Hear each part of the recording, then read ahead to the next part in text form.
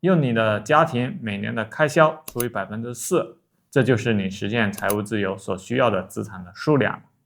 大家好，今天我想和大家聊一个很重要的投资理念，什么是真正的资产？资产，那不就是钱吗？关键不在于此刻你有多少钱，而是让钱生钱的能力有多大。换句话说，能否利用手里的钱为未来收获更多的钱，这才叫资产。听起来有点抽象哈，你给大家举个例子来说明一下吧。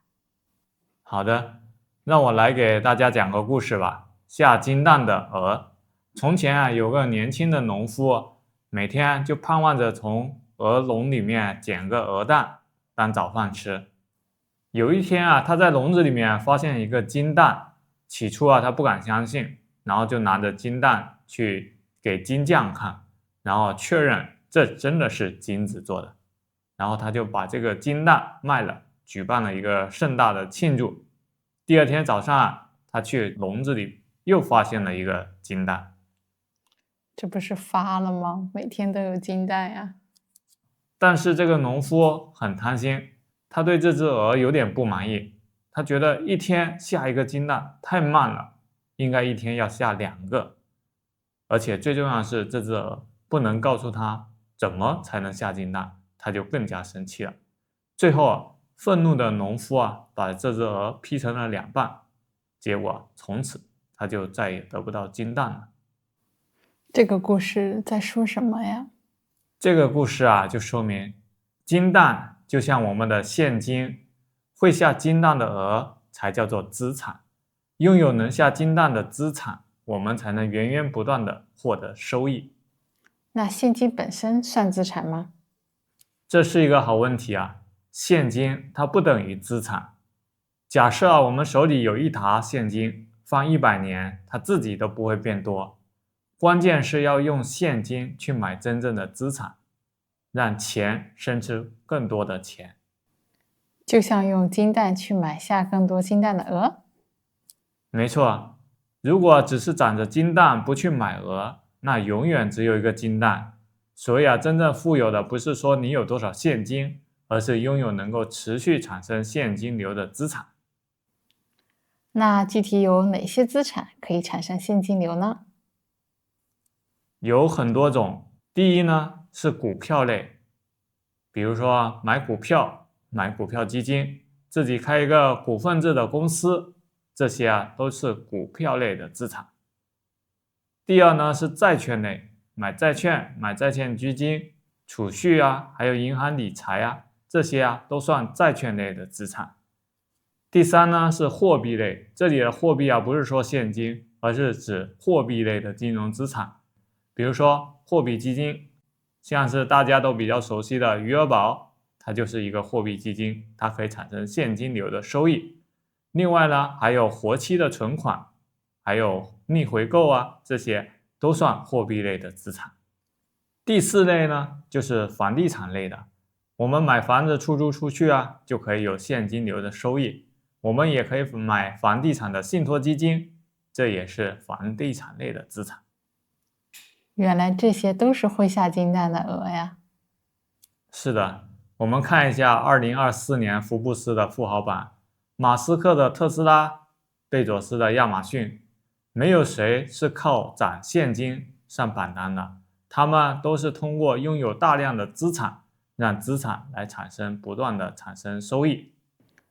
说到资产现金流就让我想到了一个大家都渴望的概念，就是财务自由。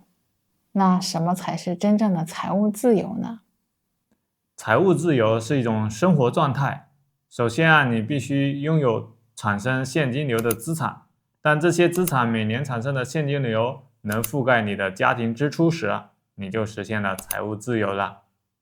就是不用工作也能过上好日子啦。是的，但是要注意，实现财务自由不是说看你的手里有多少现金，而是要有持续不断的产生现金流的资产，这才是关键。那问题来了，要有多少资产才算足够多呀？这里给大家介绍一个非常实用的计算方法，叫做4%的法则。4%法则是什么呀？这是麻省理工学院的一个学者威廉·邦根在1994年提出的理论。他说如果通过投资股票资产，每年从退休金中提取不超过4%的金额用于生活，那么直到去世，退休金都花不完的。为什么是4%？因为股票类的资产本身它会增值，我们简单取到4%，这就成了一个快速计算财务自由所需的最小资产量的公式。也就是说，用你的家庭每年的开销除以4%，这就是你实现财务自由所需要的资产的数量。举个例子算一下吧。好的，假设我们家庭一年需要开销10万块钱，那么达到财务自由，你至少需要的资产量就是10万除以4%，也就是250万的资产了。250万的资产每年大概就是产生10万块钱的现金流，正好覆盖你的家庭支出，这样你就实现了财务自由了。那照这么算的话，每个家庭其实它要实现财务自由，它的资产都不一样咯。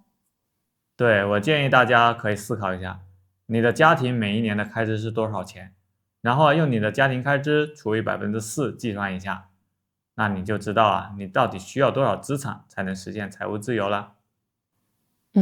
那我们一起总结一下今天学习到的重点吧。